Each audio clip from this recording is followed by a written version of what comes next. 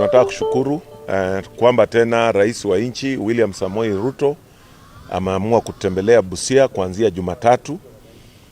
Tutaanzia kule Budalangi ambapo atakuwa anazindua ile barabara ya Mundere Mumba Kasio Port Road ambayo itakuwa inawekwa tarmac.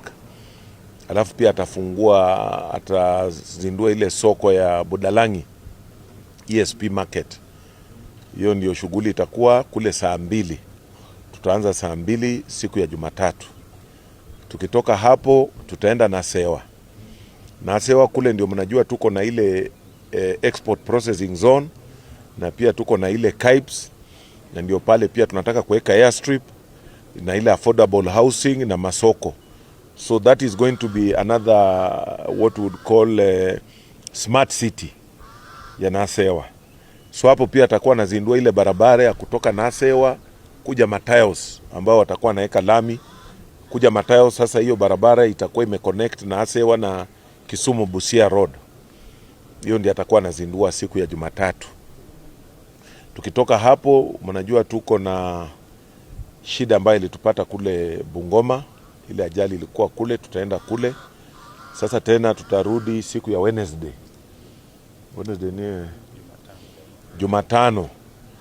Tena president atarudi hapa Busia Jumatano baada ya sisi kwenda kule Bungoma kupiga pole. Siku ya Jumatano atakuwa hapa. Siku hiyo tutaanzia kule Nangi na kule Funyula.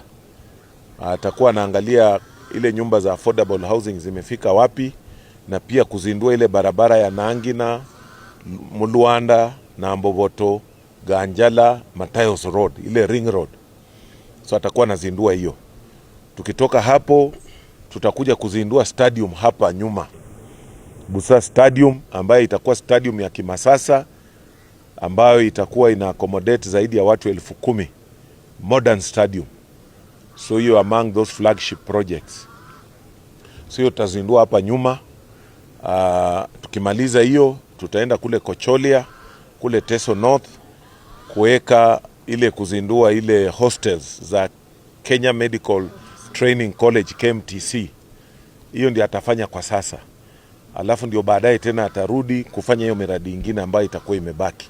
So mimi nataka tu kusema kama Busia tunajivunia katika hii broad based government kwamba miradi yetu ile ilikuwa imekwama. Najua tuna vitu mingi. Unajua kama hujawahi kuwa kwa serikali unafikiria tu ni normal wewe kukosa miradi. So I want just to say sisi tunashukuru katika hii mambo yetu ya broad based. At least tunaona mabarabara yetu, infrastructure yetu, tuko na zaidi ya masoko 14 ambayo inajengwa. Ile Abumale imekwisha lakini itakuja kufunguliwa baadaye.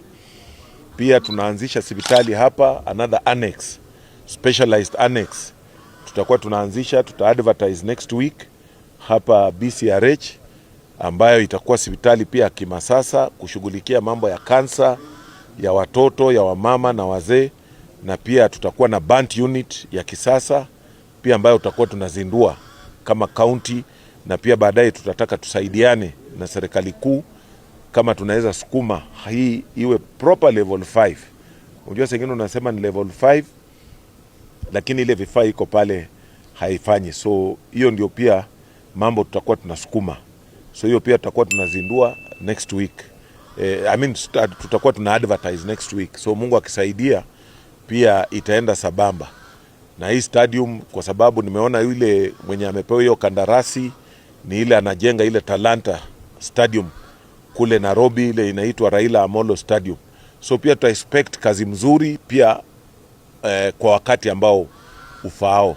So sisi tutashukuru tu kwamba vile huwa tunajua kwamba saa nyingine tunapitia katika challenges mingi, lakini wanaambia watu hata ndoa ikiwa ngumu watoto bado uzaliwa tu. So pia sisi tunasema najua tunapitia saa nyingine katika challenges ngumu, lakini maendeleo hiyo kidogo ambayo iko hii maeneo yetu sasa pia ijivunie kwa hiyo.